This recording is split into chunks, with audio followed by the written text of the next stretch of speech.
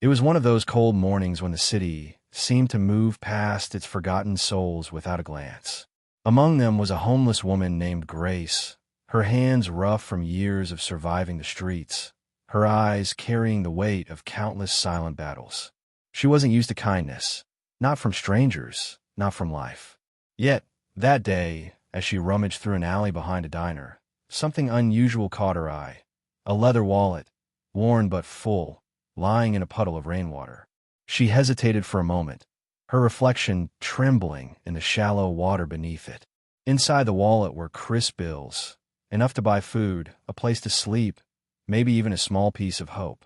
But next to the money was a driver's license, a family photo, and a card bearing the emblem of a motorcycle club, the Hells Angels. Her fingers trembled as she stared at it. She could have walked away, and no one would have known. But instead, she clutched it to her chest and whispered, "This isn't mine."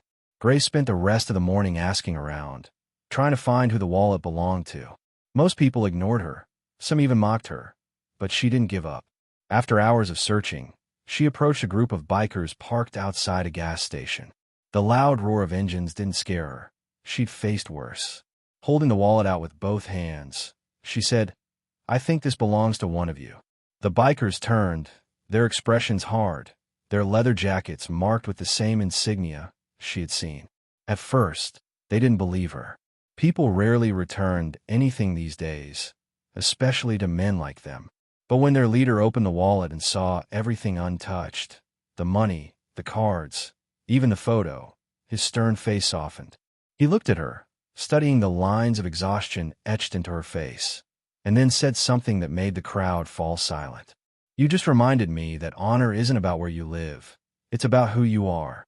What happened next would change Grace's life forever. The same world that had ignored her was about to see her in a way no one ever had. The Hells Angels, men often judged for their roughness, decided to repay her honesty in a way that would leave the entire town speechless and remind everyone watching that even in the darkest corners, decency still burns like fire. The leader of the Hells Angels stared at Grace for a long moment, the kind of silence that carries weight instead of words. Around him, the other bikers exchanged skeptical looks, but there was something in Grace's eyes, a quiet sincerity, a calm that came not from confidence, but from truth. When he finally spoke, his voice was low, almost thoughtful. "You could have kept it," he said. "Most would have." Grace lowered her gaze and whispered, "It wasn't mine to keep." For a group of men, used to a world that took more than it ever gave, her honesty hit deeper than she could have imagined. The leader, known simply as Wolf, turned the wallet over in his hands, inspecting it. Everything was there, the money, the ID, even the photograph of his daughter he carried with him wherever he went. He let out a breath that sounded like relief. "Do you know how many people would have walked away with this?" he asked. Grace simply shrugged. "Maybe," she said softly, "but then I wouldn't be able to sleep tonight." Those words settled in the air like smoke after thunder. The other bikers looked at her differently now, not as a beggar, not as a ghost in torn clothes, but as someone who still carried something rare and precious: integrity. Wolf nodded slowly, his rough features softening. "You've got more honor than most people I know with roofs over their heads." He reached into his jacket, pulled out a folded bill, and placed it in her hand. Grace tried to refuse, shaking her head. "I didn't do it for money." Wolf smiled faintly.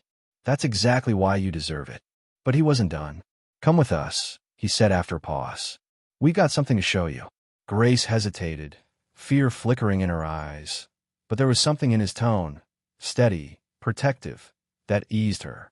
For the first time in years, she felt someone was seeing her not as a problem to avoid, but as a person worth noticing. Slowly, she nodded. The engines roared to life, echoing through the empty streets as Grace climbed into the sidecar of one of the bikes. Passers-by turned their heads, watching in disbelief as a group of Hells Angels, men who most people feared, rode away with a homeless woman as their guest of honor. She didn't know where they were taking her, but for the first time in a long while, she felt something strange stirring in her chest. Hope. They rode for miles, the cold wind brushing against Grace's face as the world blurred by. She hadn't ridden in a vehicle for years, but in that moment, she felt free. No one stared. No one judged. Only the steady rumble of engines and the warmth of the leather jacket one of the bikers had placed around her shoulders. When they finally stopped, they were in front of a roadside diner, its neon sign flickering softly in the twilight. Wolf dismounted his bike and turned to her. "You hungry?" he asked. Grace hesitated, unsure of how to answer. She hadn't eaten a real meal in days, but pride and humility fought inside her. Before she could respond, one of the bikers opened the door and motioned her inside. "Come on," he said gruffly. "Dinner's on us." The smell of coffee and freshly cooked food hit her like a wave. It felt unreal, sitting in a booth surrounded by men whose very presence demanded attention, but none of them treated her with pity. The waitress, visibly nervous, whispered to Wolf, "She's with you?" He nodded. "Yeah," he said firmly. "She's family tonight." Those words froze Grace. Family. She couldn't remember the last time someone had called her that. Her eyes welled with tears she tried to hide behind a tired smile. When the food arrived, she ate slowly, savoring every bite, as if afraid it might disappear if she blinked. The bikers didn't speak much during the meal, but every so often, Wolf would glance at her with quiet respect. He'd seen men steal, lie, and betray, but this woman, someone with nothing, had chosen to be honest. "Tell me something, Grace," he finally said. "Why'd you do it? Why give it back when you could have walked away?" She looked up from her plate, her voice trembling, but steady. "Because the world already has enough people taking what isn't theirs. Someone's got to start giving back." Her words silenced the entire table. Wolf leaned back, his expression unreadable, but his eyes glimmered with something close to admiration. Around them, the hum of the diner continued. People eating, talking, laughing, unaware that in one small corner, a story was unfolding that would challenge everything they thought they knew about kindness, loyalty, and redemption. After dinner, the group walked outside into the cool night air. The bikes gleamed under the streetlights, their chrome reflecting the faint glow of the diner's neon sign. Grace stood quietly, unsure of what would happen next. She half expected them to leave her there, but Wolf turned toward her and said, "We're not done yet." His tone wasn't commanding. It was protective, almost fatherly. The other bikers nodded silently, their usual hardened expressions softened by something close to respect. They led her to a nearby parking lot where the bikes were lined up in perfect formation. Wolf pulled out his wallet, the same one she had returned, and opened it. Inside was a photo of his daughter, no older than 10, smiling with missing teeth. He held it up to her. "You see this," he said. "She lost her mom when she was 5. I've raised her alone. That photo, it's the only thing that keeps me going on the hard days. If I'd lost that wallet, I'd have lost her face too." Grace's breath caught in her throat. She had no family, no home, but she understood what it meant to lose something that held your heart together. "Then I'm glad I found it," she said softly. Wolf nodded, his voice rough with emotion. "You did more than find it.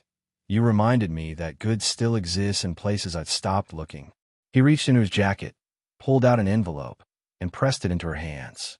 "Consider this a thank you," he said. Grace opened the envelope and gasped. Inside was a wad of cash, far more than she had ever seen in her life. "I can't take this," she said immediately, stepping back. "It's too much." But Wolf stepped forward and shook his head. "You earned it. You could have taken everything from me.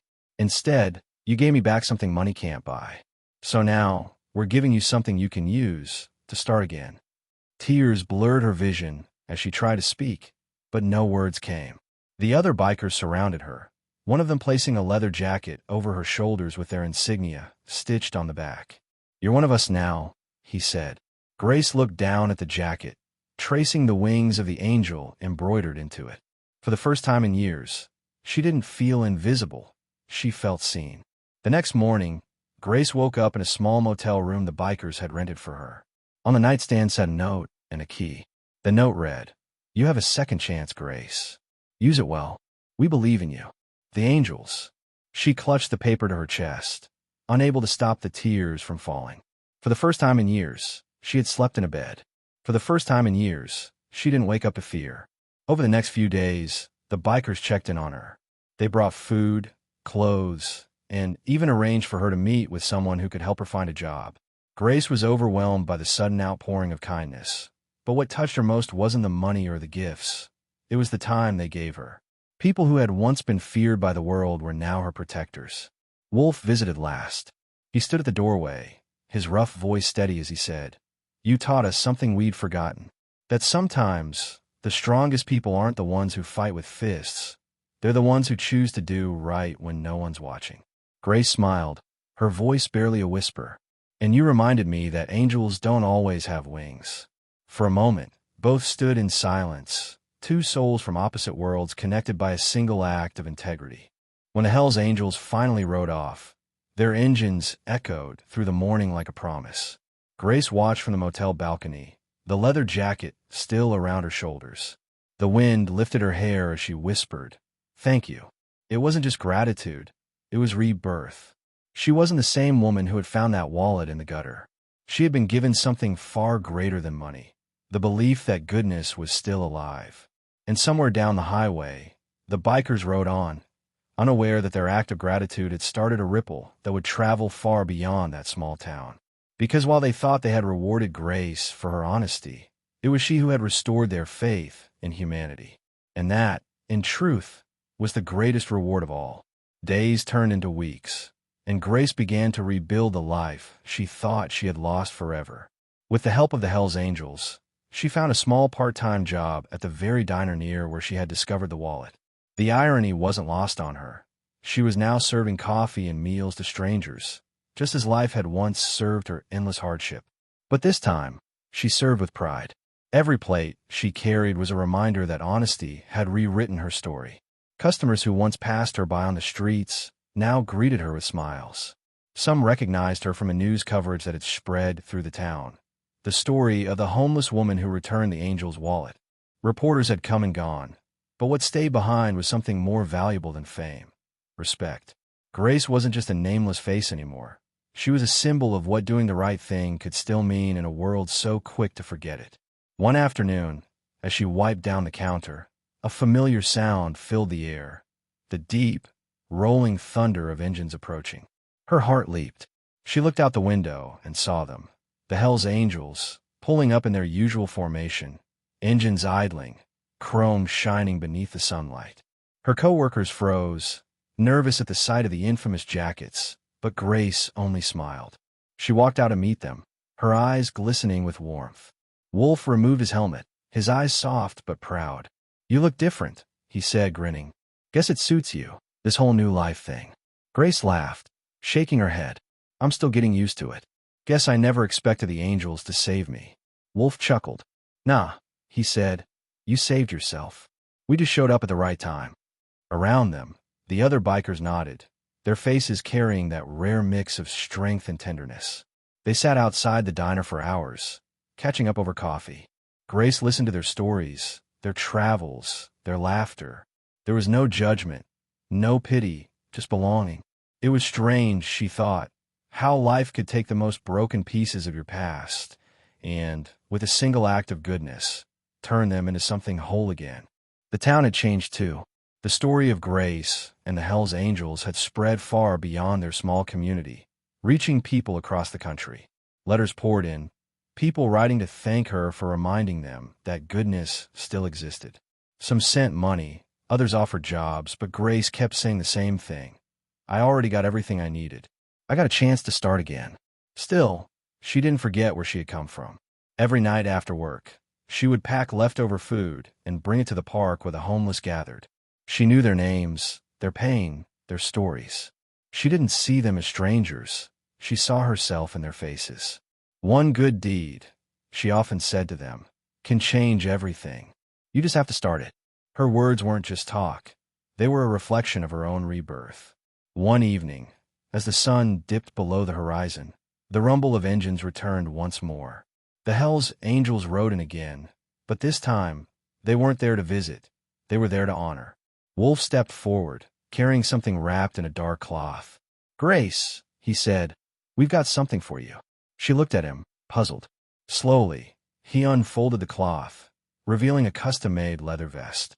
On the back, stitched in silver thread, were the words, "Honor Rider." Grace's hands flew to her mouth. "You're kidding," she whispered. Wolf shook his head. You're part of us now. You may not ride with us on the road, but you ride with us in spirit." The bikers cheered softly, the sound rough yet sincere. Grace put on the vest, and it fit perfectly, as though it had been waiting for her all along. Tears streamed down her cheeks as she looked at them. "I don't know how to thank you," she said. Wolf smiled, his voice calm. "You already did, the day you didn't take that wallet." The sun caught the silver stitching on her vest, making it shimmer like light on metal. And as the engines roared to life once more, Grace stood tall in her new jacket, the word honor glinting against the sunset, a word she had not only earned but redefined. From that day on, Grace became a local legend, not for what she had received, but for what she had given back. The story of the woman who returned a wallet had become something greater, a story of second chances, courage, and the quiet strength that still lives within those society forgets. People began visiting the diner, not just for food, but for inspiration. They wanted to meet the woman who had reminded an entire town that decency still existed. Grace welcomed everyone with the same humility that had defined her since the beginning. One evening, a teenage girl came in alone, her eyes red from crying. Grace noticed right away and brought her a cup of coffee. "Rough night?" she asked gently. The girl nodded. "Everyone keeps telling me the world's full of bad people." Grace smiled softly, shaking her head. "Then they haven't met enough good ones yet." She told the girl her story, not to brag, but to prove that even when the world is harsh, one act of kindness can change its direction. By the time the girl left, she was smiling again. Outside, Grace watched her go, her heart swelling with something she hadn't felt in years: purpose. She wasn't just surviving anymore. She was making a difference. And every time she looked down at the honor rider vest draped over the back of her chair, she was reminded that redemption wasn't about being rescued. It was about choosing, again and again, to be the kind of person who does what's right, no matter the cost. Meanwhile, the Hells Angels continued to keep an eye on her. They'd stop by the diner whenever they passed through town, sometimes just to share a meal, sometimes to leave an envelope on her counter with the words, "For someone who needs it." Grace always found a way to use it for others, buying blankets for the homeless, food for families in need, and supplies for the local shelter. She never kept a cent for herself. "I've already got everything I need," she would say. What began as a simple act of honesty had blossomed into a movement of generosity. People who had once turned their eyes away from the homeless now opened their hearts. And Grace, once invisible to the world, had become the light that guided others to do the same. Years later, Grace stood outside the diner one morning, watching the sunrise. The same streets that had once felt cold and hostile now shimmered with possibility. She had a small apartment, steady work, and a family of friends who treated her like their own. But more than that, she had something far greater: peace. She had faced the darkness of the world and discovered that the smallest flame of decency could still pierce it. As she stood there, a familiar sound rumbled in the distance, the low, powerful growl of engines. Her lips curved into a smile before she even turned around. The Hells Angels were back. They parked in their familiar formation, dust rising around them like smoke from a memory. Wolf stepped forward, older now, his beard streaked with gray, but his eyes as sharp as ever. "Heard you've been saving the world one cup of coffee at a time," he said with a grin. Grace laughed softly. "I learned from the best," she replied. "You showed me what real strength looks like." Wolf shook his head. "No," he said, "you showed us." He handed her a small box, worn from the road.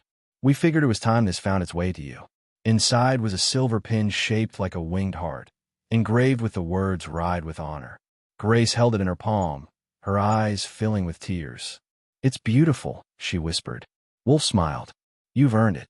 You carried our spirit better than most of us ever did." Around them, the other bikers nodded, their gruff exteriors hiding genuine emotion. Grace pinned the heart to her vest, the metal catching the morning light, and for a moment, it seemed to glow like fire.